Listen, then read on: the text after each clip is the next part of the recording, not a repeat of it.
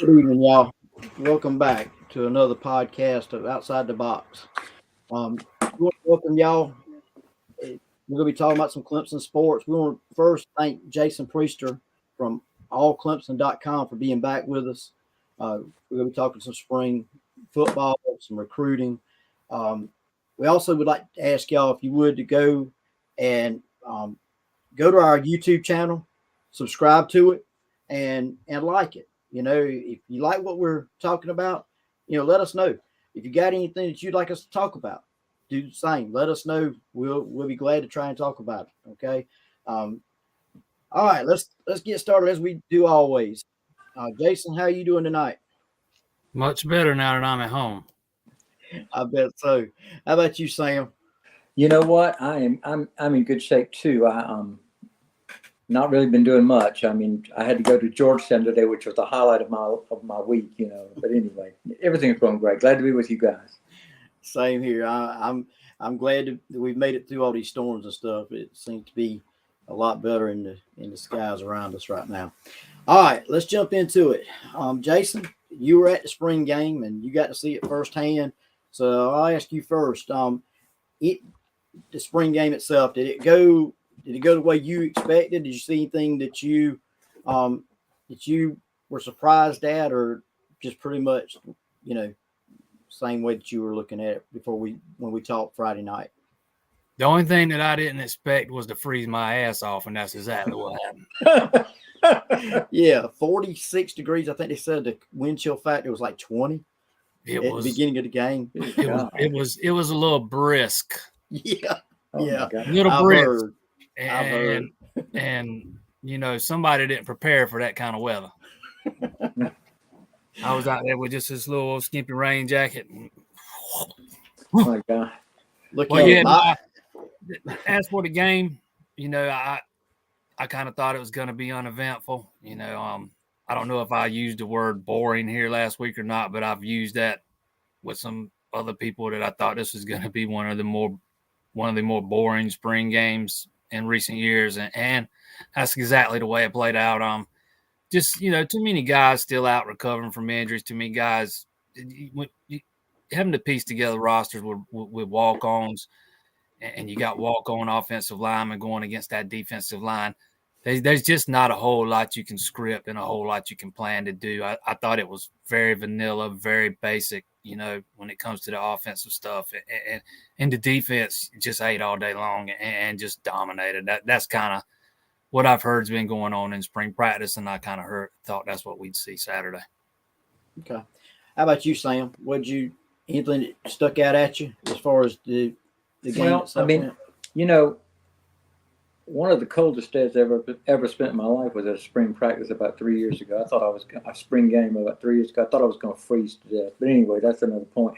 I'm not kind of like Jason. I even wrote in one of my articles that it's usually a very boring affair, and that doesn't mean we don't love it and we don't want to be there. It's just what it is. I mean, these guys are kind of getting their feet back, if you will. They did have 15 practices, but that's not, doesn't make them ready for full-time play. I was a little bit, as I'm the ledge walker here, I was really concerned, and little butterflies are still lingering in my stomach after watching DJ kind of be real iffy. His agility maybe is a little better. His weight is better. I know he only got to see a half of it, and I read about the other half. He had that beautiful touchdown that was called back, but over and over, looking at everybody's recap or everybody's opinion, he just wasn't quite what we hoped he would be. I don't know. What did we hope he'd be? I don't know. I don't have an answer, but I'm still a little concerned about that. But that's about it. Well, and I'll tell y'all, look, I learned a long time ago. Y'all were talking about being prepared and stuff. I went to the Notre Dame game the year of the flood, and my brothers, my mama, we all went up, and I was the only one that was prepared. So I learned that from the Boy Scouts. So I'm laughing when you were telling that a little while ago, because I catch the devil for being over prepared. So for me, as far as the game went, I was happy to see that. Whereas last year, a lot of times to me, DJ was a sitting duck or it seemed like he was a sitting duck. A lot of times it looked like he had a deer in the headlights look. And yesterday, even though some of his passes weren't where I'd like them to be or the way I'd like them to be, he was getting outside of the pocket. You could tell. And keep in mind with a spring game, this is the way I was looking at it, the way I saw it. Cade, he broke out of the pocket a couple times, yes, but Cade was more trying to escape, whereas DJ, when he was breaking out, it was almost as though that veteran in him came out knowing that it was a spring game and they were going to be coming up, coming after him. He was going to have to get outside to try to make some plays. And I'm hoping that, that's something that can be built upon because, like I said, last year, there were a lot of times that, he should have taken off and he seemed to be like a sitting duck for, and gave up a bunch of sacks. So that was the one thing that I was, I guess happy to see. It was a boring football game. I'll tell you that. It was a boring half that I saw. All right. I'll tell you this. I was looking for some improvements from DJ in certain areas, and I saw them in every area. Mm-hmm. So, I mean, people can gripe about the offense, yada, yada, yada, didn't do nothing. And I know he still had a couple of off-target throws. He also was the victim of some drops, but I thought his footwork was better. His decision-making was better. He was getting the ball out of the pocket. Getting the ball out quicker.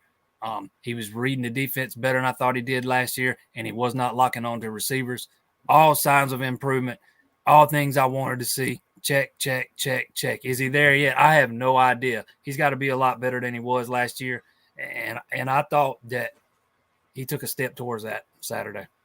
Well, and the one thing that I'm going to go ahead and jump to because I was going to ask y'all, Cade versus, what y'all's thoughts were. And I'll tell you, I'm going to step in there and tell you, I like what I saw out of Cade, but I'm going to go ahead and tell you, the game's still fast. And you can tell, even in that spring game Saturday, that game was really, really fast for him, or it seemed like it was to me. So, I'm happy with what I saw because I like you said, is DJ there yet? I don't know. But at least, like you said, there's improvement there. And Cade's going to have some time to work, I hope, to get to where he needs to be. How about you, Sam? What are your thoughts there? I'm listening to what Jason said, and, I kind of feel a little bad about what I said, but the bottom line is that, there's no player that is under the microscope more than DJ. If he moves to go to the restroom, people are questioning it. Did he go the right way? And I get that. I'm not trying to be funny. I know the pressure this kid's under. I'm taking Jason's, lessons about reading between the lines, reading what's not being said by Dabo. But Dabo's pretty clear that DJ will be the starter. I think Dabo's laying the groundwork to say, we're going to give him a wide berth. Let him do everything he has to do to prove himself. And then we'll make decisions as we go into the season, like third or fourth or fifth game. I don't know that Cade will be ready. I hope that DJ does work out. I'm a little worried about Cade and his physicality, but that's just me. Well, we also seeing a lot of DJ versus Cade talk. And Freddie, you almost said it a minute ago, DJ versus Cade. Yeah, and that's what it seemed like. That's two very different quarterbacks. Mm-hmm. You're trying to compare two very different quarterbacks. It's an apples and oranges comparison. People's going to say, well, Cade's way faster getting out of the pocket. Yeah, well, no shit, he's faster getting out of the pocket. He's a lot. He runs a lot faster. He's smaller. That's not what DJ is. They're two different quarterbacks, and I'm gonna tell you, as much as I love Cade Klubnik, I think the sky's the limit for him. Mm-hmm. I saw a lot of freshman mistakes on Saturday. He looked like a freshman. People want to think this is like 2018 with Trevor Lawrence and Kelly Bryant. This ain't 2018. This ain't nothing like that. Name of one Trevor Lawrence. Yeah. That kid would have been a first-round NFL draft pick coming out of high school, and as good as Cade Klubnik can be and is probably going to be, he ain't that. He still got some development to do. I think he still needs to add a little size. I'm not sure he's physically ready to play every day. He's still got a few months to add on a few more pounds, don't get me wrong. But this isn't 2018. We're not going to see quarterbacks splitting snaps in games 1, 2, 3, 4. It's going to be DJ. I saw nothing on Saturday that made me think DJ should have lost his starting job. Nothing. I didn't even see nothing hinted at that. Yeah. And I agree there. I do think that once the season gets here, he's going to have a shorter leash because the kid can play. Don't get me wrong. Because, I mean, I do not see any way, shape, or form this coaching staff sacrificing wins in regards to loyalty for a player, as some fans suggest on social media. I see it all the time. Dabo's too loyal. This coaching staff ain't sacrificing football games and wins in football games because of loyalty to a player. That ain't happening. If Cade Coleman ends up being the best guy for the job, at a certain point, they'll make that switch. It will happen. We've seen Dabo Swinney. He has done proved that he will pull the trigger. He's just not going to make a knee-jerk reaction and pull the trigger. It'll be exactly when the right time presents itself. Well, what you just said, I'm kind of agreeing 100%. There's really nothing Dabo can do at this point except support the guy that he's invested in, and they're all invested. They're invested in Cade, but it really is DJ's time. And for Dabo to be lukewarm or tepid in his praise or his assessment of DJ probably does no one any good, particularly DJ and even the team. So I think he's doing the right thing by being focused on DJ's our starter. He's done nothing that means that he's not the starter. So why wouldn't DJ be the starter? He's the incumbent. He hadn't been beat out. I mean, I've seen people in some of these comments on Facebook just killing, just going crazy because of what Dabo Swinney said after the game about how DJ's definitely the starter. I mean, I get it, man. You're passionate about your team. You love your team and all that. But I just, some people just don't realize how these things, really work. My favorite one to date is, I guess we're going to have to be two losses in before our coaches come back from denial. And I'm like, where's this coming from? I mean, because I'm like, Jason, I got to agree 100%. And, I just saw nothing that says, hey, he doesn't deserve the shot. I mean, we could go all day long. Last year is last year, and we're done with it. Let's move forward and see where we end up at. That's pretty much the only way we can do it. And I don't see any difference right now. Like I said, he'll either get it done or he won't. This year, like I've said, they got another option this year they did not have last year. And I don't see any scenario in which, that the coaching staff would hesitate in any way in making that switch. Yeah. Oh, yeah. I think you're right. All right, y'all. Let's move on to some recruiting news. Wait. Oh, wait. I'm sorry. Yeah. Go ahead. I tell you, if you want to know one thing that I did see in the spring game that I want to see improve next year. Okay. Because I saw a lot of things that I like. Toriana Pride's going to be a player. Sherrod Coble's going to be a player. I think the back end of that defense is going to be dialed in and elite. We talk about the defensive line all the time. Man, I'm telling you, I think the back end is going to be fantastic. And I've been saying I thought they were going to be faster and more athletic at linebacker. That's what I saw Saturday. And I know Clemson was limited at wide receiver. I didn't see a lot of guys creating a lot of separation on Saturday. You know what I'm saying? Like Joseph Ngata, some of the guys that were playing, Troy Stellato, and whoever it was, Dakari, Collins. I didn't see a lot of separation being created. It's something they struggled with at times last year. That was the one thing that I was kind of looking for, because that is one area, because in a spring game that you can look at and take some things away from, because the corners and the wideouts, they're going to be going at it 100%. Yeah. They're going at it. All right, my question. I thought the corners, were on the receivers like flies on poop all day long. All right, my question there is it more so because the receivers weren't doing what they should have done, or you feel like that, or are our cornerbacks just that good? I don't know. That's hard to answer. I mean, I thought I didn't see the receivers doing anything wrong. You can do everything right and still not create separation. Yeah. I just didn't see a lot of that Saturday. And the only thing DJ threw a terrible pick in the second half. He got flushed out of the pocket. And I'm not sure what happened on the play. Nobody addressed it. Nobody talked about it afterwards.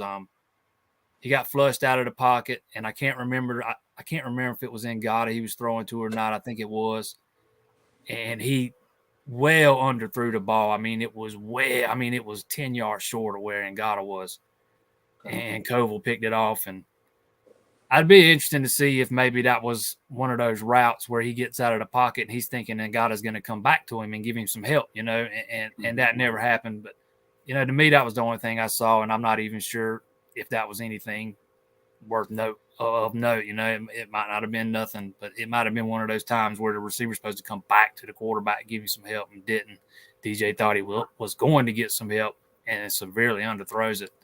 Easy pick for Koval, man, because he threw it was well underthrown. Okay. One of the things I want to add before we leave the spring game is I was impressed, and I want to make sure I get this name correctly. Wes Goodwin there's little to no drop off. I'm serious, in my opinion. Maybe I'm being too rosy. There's a little drop off between Wes Goodwin and Brent Venables. I'm not saying they're equal. Brent Venables is the master, but Wes Goodwin is at least keeping it where it was. I don't see where our defense is not going down a bit. Again, we're still in spring practice. We just ended. A lot can happen, but I don't think this is going to be anybody's defense that they're going to want to mess with. This is nasty. These are nasty boys. So hopefully that'll continue. It ain't hard to keep it leveled off when you got that kind of talent. Yeah. Goodwin's big test to come when it comes time to replacing those guys, and can he go out and get the next wave of guys? We know he's got the X's and O's. He's already got the Jimmys and Joes on the team now. The big question remains, can he go out and get the next wave of Jimmys and Joes? We hope so. Well, and if we're going to go down the path of what I was kind of disappointed in, and I know we were undermanned, and I understand that, but I was still a little. I wanted to see a little bit more out of the running game, and I didn't get to see it the first half. I don't know what the second half. You know what I'm saying? I didn't get a chance to go back and more the same. Okay. Yeah, I don't think you're ever going to see it either. I don't think they televised it. I don't even think they kept the cameras running. Okay. And that to me, I was hoping to see more out of Maffa. Now don't get me wrong, he got that short touchdown run, and I understand that, but still, I was hoping to see more out of the running game. That's just me. So they didn't have nowhere to run. He had nowhere to run. Well, and it goes to, I know that and I told Sam this earlier, I would have loved to have seen our number one offense. I know we were undermanned, and I understand that. Number one offense against number one defense. I would have loved to have seen that, in the spring game. Just to see, Well, I'll tell you this: the last scrimmage in Death Valley, when the ones was on the ones, I heard the defense gave up 3 total yards. So if that gives you any idea, that does not surprise me. I heard the first team defense gave up 3 yards of offense. That's what I was told. Well, I believe it's Will Vandervoort, one of Jason's colleagues at SI, All Clemson. I think he said that we could probably handle the first, several games, maybe with the exception of Notre Dame and North Carolina State. We can just go with our defense and our running game and probably just take care of business. But it's those 2 games that really matter. Well, we've got to find that offense. But I love that. I love that quote. It's like, we pretty much got this with just a defense and a running game. So, okay, I hope so. I'll tell you, I liked what I saw out of Moffitt the other day. Considering he had no room to run, I thought he made something out of nothing a few times. Showed off his niftiness, so to speak, because he's a big guy. Yes. And you would think, looking at him, you think he's this big power back, but he's he's pretty fleet of foot. He can move. He showed off some of those moves the other day. He had an impressive spin move on one of his runs. There just wasn't a whole lot of room to run. Showed off his hands too. Had 4 catches total. He did do that. I know, it doesn't get talked about a lot, but I think Moffitt might have the best set of hands of any running back on the team right now. He as great as Will Shipley is, Moffitt might, when it comes to all facets of the game, Moffitt might be I'm not going to say it like that because that's going to come off wrong, but let's just say I think Moffitt might have the best hands on the team as far as running backs go. I'll be the first to tell you, I love Shipley, and I'm hoping that they've worked with him with his hands because, man, whew. Oh yeah, he's so fast out of that backfield. If he catches that ball against Pitt, they win that game. I 100% believe that. Oh yeah. Well, there was one. There was one in the bowl game. He was clapping his hands for it when I'm watching, and it hits him. It goes right through his hands and hits his shoulder pads. And he drops it. I mean, and it would have been a sure first down. There's been a number of those. So, but, well, if during the day of C.J. Spiller and James Davis, it was thunder and lightning, we have thunder, lightning, and hail, and that means those three guys can go do anything they need to do.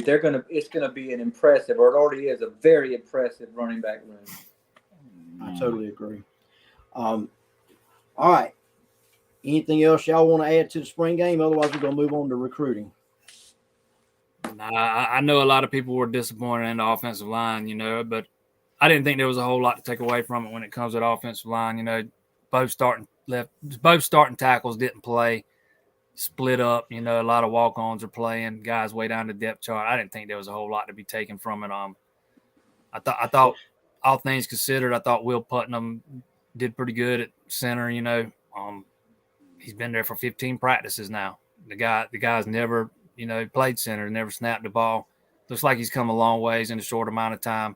Still think Clemson goes and gets the center out of the portal, but all things considered, I thought he held up well Saturday. Okay. Yeah, that's my thoughts on it as far as the offensive line went. Just like with everything else, I mean, everything was split up the way it was. It's kind of hard to judge from that in my, the way I was looking at it. How about you, Sam? I was just going to say that, I saw where somebody posted and you commented, Jason, about the former five-star center at Georgia is hit the portal. And everybody said, oh, yeah, that's the one we need to get. And you're like, wait a minute, now hold on. He didn't see much of the field last year. There's a disjointment of being a five-star coming out of high school and actually being, 3 years into the program and not quite getting to play. So I think Clemson and Dabo need to fish around the portal, but don't go jumping yet. Yeah. Wasn't that Clay Webb, I think. Yeah. Clay Webb, yeah, they recruited him originally and missed on him. He went to Georgia, but they're looking for a guy that can come in and play right now, coming out of fall camp. So it's going to have to be somebody who can pick up the offense real quick, and I'm not sure Clay Webb is that plug and play guy. And I think they're looking for a guy to come in and play 1 year. You're not looking for a guy with 2-3 years of eligibility left. They don't want, Ryan Lintham's going to be ready sooner rather than later. Heck, I thought he played pretty well Saturday. Yeah. All things considered. Yeah. So you don't want to bring in a guy to start this year and he's got 2 more years of eligibility or whatever and take the chance on running, Lintham off. Good to see Clemson's, kind of trying to make sure they don't get in this same situation again. They kind of put the full court press on Sullivan Absher. He was there Saturday, high school recruit out of North Carolina, projects to play center at the next level, a blue chip guy. So Clemson does seem to be, putting their best foot forward, trying to make sure they don't get stuck in this situation again. But, no one could have foreseen what happened with Hunter Rayburn and, Mason Trotter not being, available all year long. So, I mean, it's kind of one of those catch-22 type deals. Damned if you do, damned if you don't. Do we have any update on Trotter? Nothing so far. He's out for the season. He'll be back. I think he'll be back after the ball game, but he's just gonna be unavailable. Is he allowed to be on the sidelines at all? I mean, I don't know if he's injured. Could he be on the sidelines? And I don't know how that is. I mean, he played in the spring game Saturday. Okay, I didn't know. I'm sorry, I didn't even pick up on that. I saw him. He'll be a good on the field, off the field coach for the guys for sure. I don't know. I don't know if he'll be on the sidelines during the regular season or not. We just had to wait. I'm not sure how all that works. I know on road games you can only take so many players. I'd be surprised to see him on road games. Yeah. I'm not sure how that works. All right. Well, one thing I wanted to touch on with the recruiting part is Chris Vizina Am I saying that right, Jason? Chris Vazina. Vizina. I think I was saying it wrong. He's planning to announce tomorrow. Is that correct? About 3:15 at his high school. Yep. Okay. All right. And from everything I've heard, we're in pretty good shape there. What are your thoughts on it, Jason? I mean, yeah, I've been tracking this kid for a while. Clemson's kind of been all in on him ever since they knew they weren't getting Arch. They offered him back the weekend of the Wake Forest game last season. He came in for a visit. He picked up the offer while he was there. And, the fact that Clemson made him the priority, the only priority that they haven't went out and offered anybody else. I haven't seen any other, really 2023 quarterbacks coming in to visit. None of that stuff. It's been him. That's something that's really resonated with him. And he's done his due diligence too. He's gone out and visited a bunch of different places this spring. He's been to Ohio State, Auburn, a bunch of different places. Those are two schools that were in his list of finalists. Pretty sure he's been to Athens. He was supposed to go back to Athens this week. Scratched that. Ended up surprising people and showing up at Clemson spring game Saturday. So, you look at the other finalists, Notre Dame, Ohio State.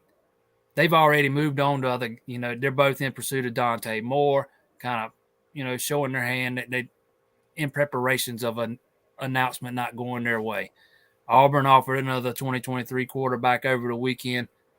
It's, you start reading between the lines, and that line is pointing directly at Clemson. I made a projection today. I've got him pegged to Clemson. I think that's where he's going to be. I've thought that all along. I've kind of, made no secrets about that. I thought Clemson was in solid shape with him, all pretty much this whole calendar year.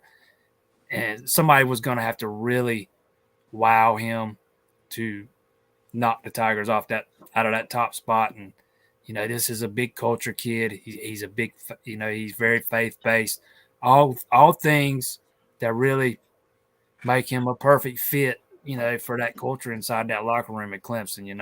I wrote today, kind of similar to Cade Klubnik last year, that Vizina is another perfect fit culturally at Clemson, because I think Cade Klubnik is the epitome of what the Clemson culture represents. And I think Vizina can be one of those next guys that can be the epitome of what it represents. I was going to say that about the culture too. I think he was drawn to our culture. I mean, I guess he showed loyalty to, at least in my opinion. He heard what he needed to hear, felt the pulling, felt the calling, and just kind of stayed loyal to Clemson. And I think that's a good thing for him and for us. I agree. I agree with what you said about him fitting culturally. That's what I've been thinking the whole time. He looks good. I can tell you that. The highlights I've seen, I like what I see. He's going to need a little work. He's a little raw, but that's okay. He's going to come in knowing he's coming in knowing he's going to sit behind Klubnik for a year or so. Right. So Exactly. I mean, to me, that's the kind of guys I like. That team guys. He's not worried. He's not only worried about getting on the field as a freshman and being the guy as a freshman. They don't mind putting in the work and the time. Yeah, that speaks volumes to me. But yeah, I was going to say something else, and I don't even remember what I was going to say. Now it's done slipped my mind. Before we end, I want to say one thing, and this is out of left field, but my thoughts and prayers are with the Haskins family, with Dwayne getting killed over the weekend. It was tragic. I don't know him personally. I do remember pulling against him several times pretty hard, but you never want to see a competitor go out the way he went out, or anyway, but particularly that tragic. So my thoughts are with them and his family. I hope that this will here. Yeah. Anyway. Y'all, we didn't get to touch on as much of the recruiting as I wanted to, but we've come to our. What else you want to know? What else you want to know? All right, y'all want to go on? We'll go on. All right. The next question I had was, hold on. Get where I was at. How about defensive end and I cannot say his last name. If you thought I messed his quarterback The name up, I am not. OJIE or something. Yeah, David O. Jason. I'm I not saw. 100% sure how to say his last name either. I've not heard anybody say it yet. I've been Okay. saying David Ojebi. That's what I've been going with. I'm not 100% sure that's right. If it's not, I apologize. And he was at the spring game Saturday, right? Yep. Second Okay. time he's been on campus in the last 4 or 5 weeks. That's something else that speaks volumes, you know. And Yeah. these aren't official visits, you know. He's from up. I'm pretty sure he's from up around the DC area, if I'm not mistaken. So, you know, these are trips they're having to pay for out of their pocket. You know, they're not expenses paid trips or anything like that. So, they kind of, you know, when you're coming down and visiting Clemson twice in 4 or 5 weeks from that kind of distance, you know, it's pretty telling. I think Clemson's in solid shape with him, very solid shape. I think he's another guy whose recruitment we could see wrap up sooner rather than later. I can't put a certain date on it, you know, but I don't know if he's got any more visits scheduled. I haven't talked to him since the spring game. Talked to him a little bit after his first visit, and I know the first visit left an impression on him. I do know that. Okay. The $100,000 question about recruiting and visiting the spring game is how did Mateo Uyonglele visit go? How did it go? Was it? I haven't heard anything about Mateo's visit. You know, and to me, if you don't hear anything, that's usually more often than not, that's better. It's not a bad thing. Okay. Yeah.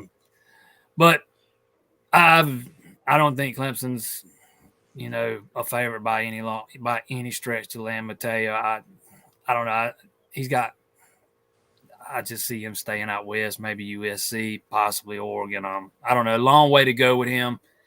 That was his. You know, you can usually tell how realistic of a shot a school has with the kid by looking how many times he visits. And Mateo, but with Mateo, it is a little bit different because he's very familiar with Clemson. You know, his brother's already there. He doesn't have to visit as often, but he hasn't been there since last summer for one of Dabo Swinney's camps. This was his first time since. And to me, kind of like kids haven't been there twice in the past 4 or 5 weeks. In fact, he's only been there once in the last calendar year. That's pretty telling too. Well, that makes sense. And I the way I look at him is the same way that I look at EDN brothers.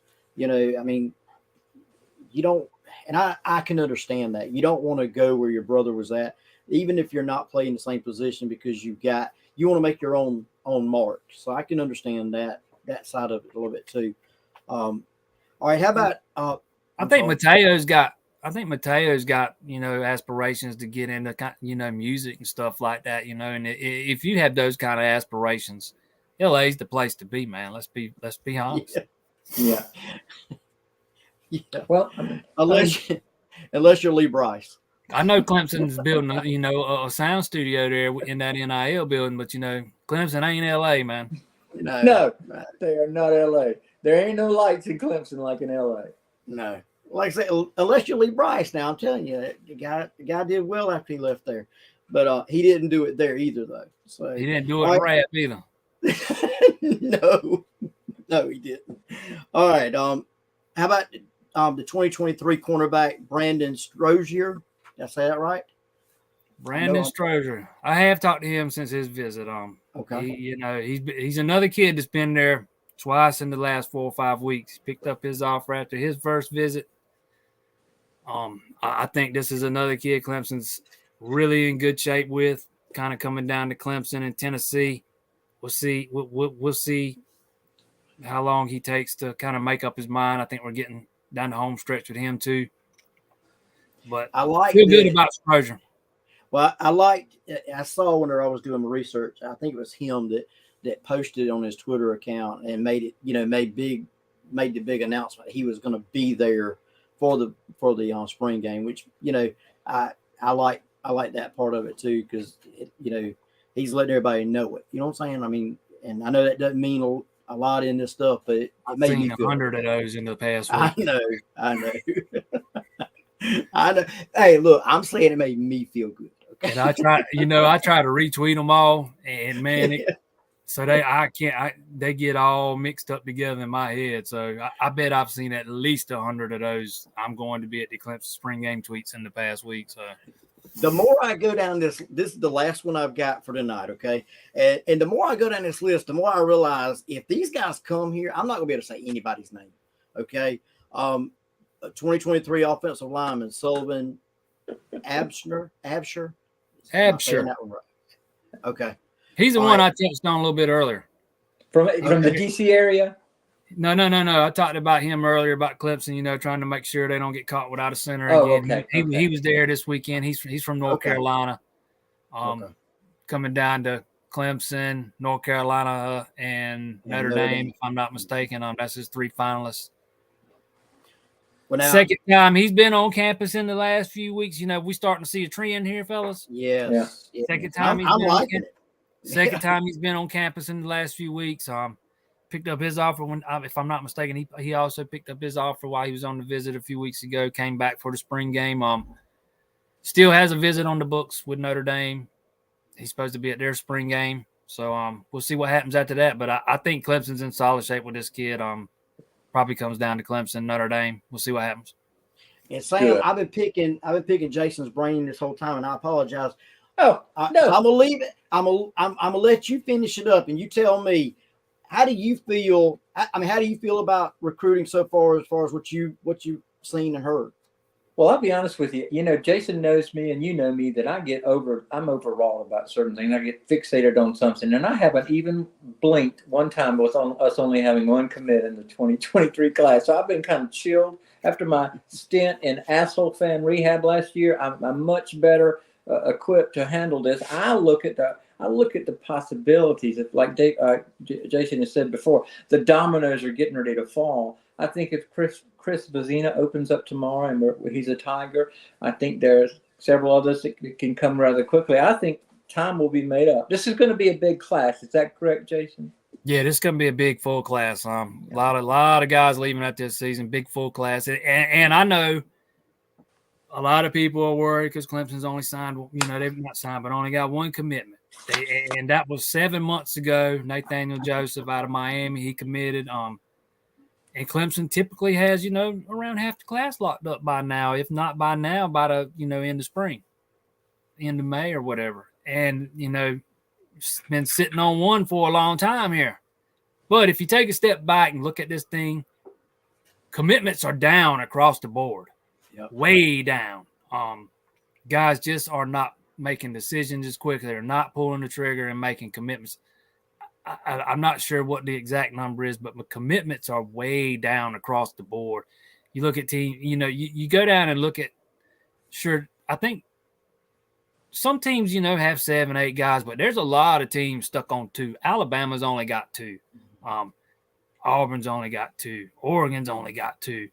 So this isn't just a Clemson thing. There's a lot of teams that haven't seen a big momentum shift yet when it comes to recruiting in the 2023 class, but I really think things are about to pick up now, especially when it comes to the quarterbacks. They kind of been waiting on one of those dominoes to fall. When one falls, the rest start falling into place, and we know Vecina's going to fall tomorrow. He's going to announce his commitment. So I really do think things are about to start picking up across the board, not just Clemson, across the board.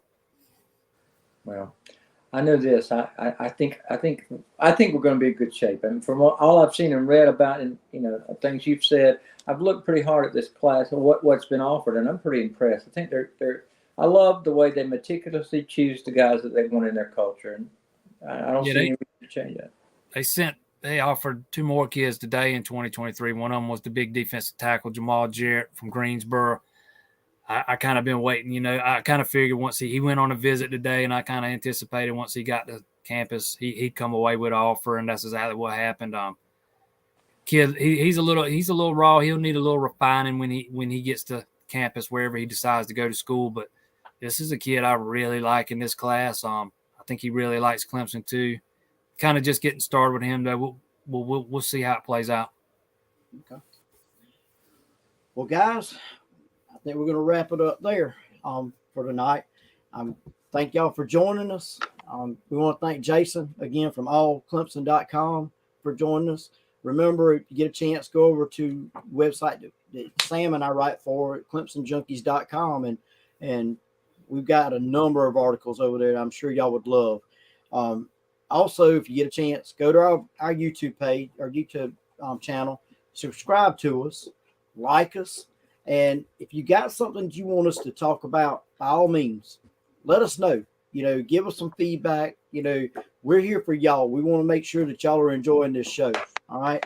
So, but until the next time, as always, go Tigers. Go Tigers.